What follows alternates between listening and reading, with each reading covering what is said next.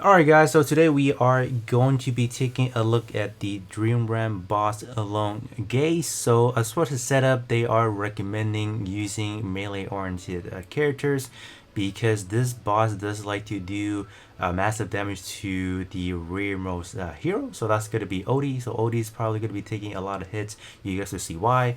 Let's just kind of actually get started.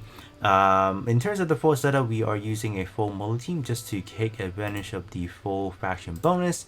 Artifacts wise, we are going to be using the Quick Blaze spell. I think this is probably one of the better ones from the seasonal artifacts thus far. I haven't really tried out the other ones. The other one, I don't know. They don't really seems to be on par with what this one is doing in a way, because this one is dashing out quite a lot of skill damage increase actually, so that's why I do find it to be very helpful. But let's kind of get started.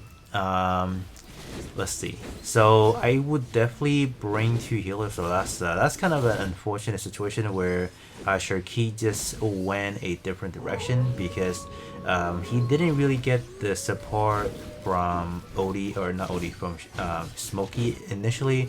So that's why you guys do see that we took a lot of damage right there. Oh wow, what's going on? How did Odie die already? That's kind of unfortunate. So if you guys are running this one, I definitely do implore you guys to run at least two healer in this team, just because of the fact that once you do go up in the ladder, it gets a little bit tougher.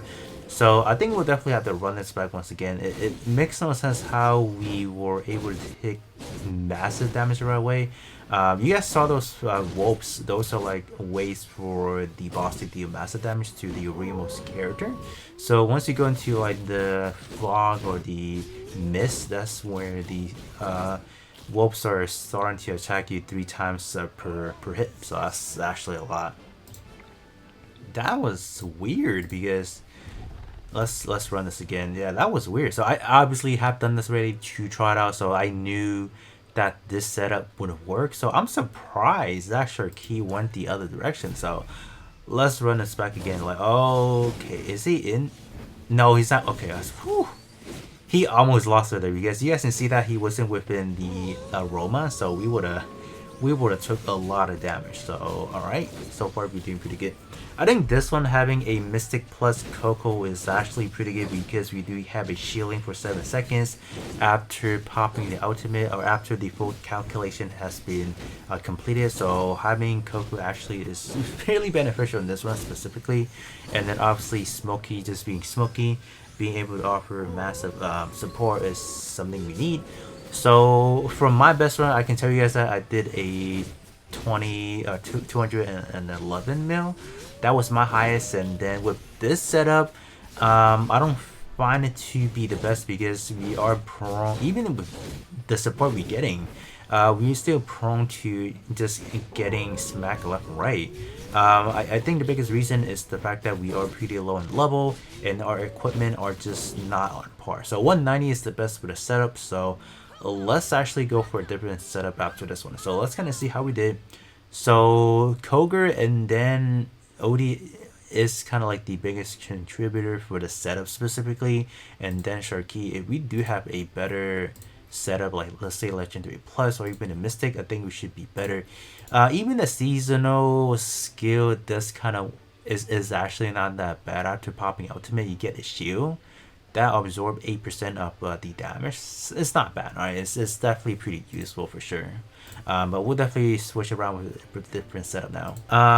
What I actually want to try out, I wonder how good Cecia may function in this one. She's probably not going to be the best. I do feel like she's going to be taking a hit this time around. Maybe.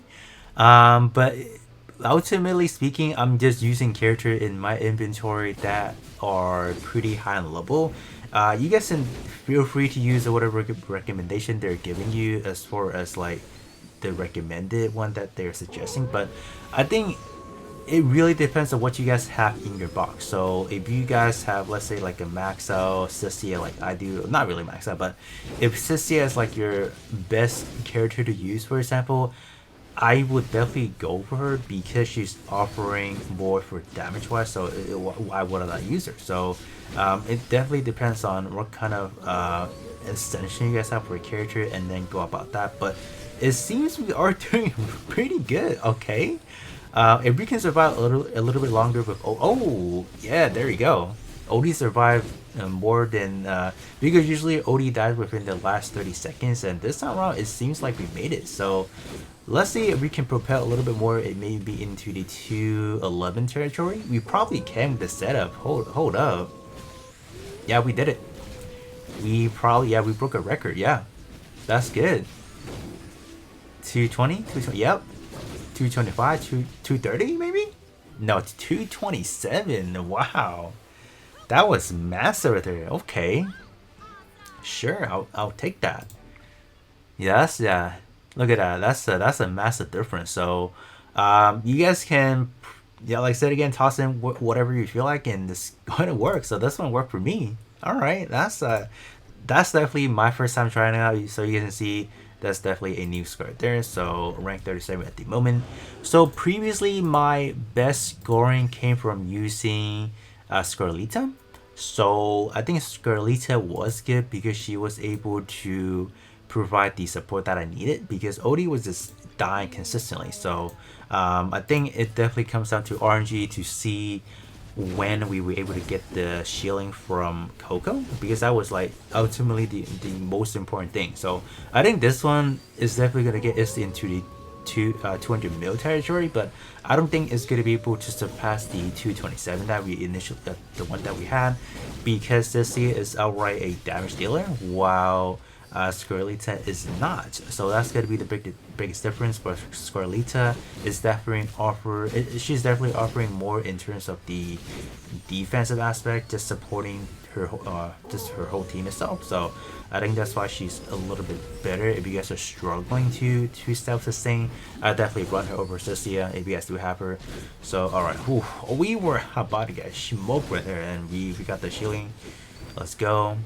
Alright, so we are within the last 30 seconds, and like I said again, Odie usually dies in this situation, and you know, we are kind of hanging in there. So we did break the, gonna be breaking the 200 mil right there, so that's actually pretty good.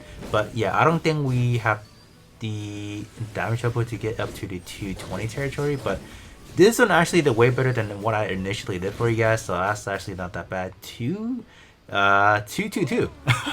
Okay, not bad. I'll take that. That's good. And this one, the biggest contribution is definitely coming from Odie and then Koger. The other one was kind of split in a sense. Not really sure why that happens, but that's not bad. This is actually pretty good. So that's kind of my 3 setup for you guys. I think using the Cecia build was a little bit better. I think damage wise was a little bit more leaning towards Cecia, and then a little bit less from Odie. Not really sure how that happens, but it's not bad. We were able to get up to rank 37. That's actually quite high for sure, but I'm glad I was able to capture that on camera, so you guys can see that that team actually is pretty good. But do definitely let me know, or let everyone know you guys' best setup. So if anyone is wondering, for example, you guys don't have XYZ heroes or whatever, you guys can still make things work. But other than that, that is going to be pretty much it in terms of the alone engage setup, and I'll be catching you guys all on the next one.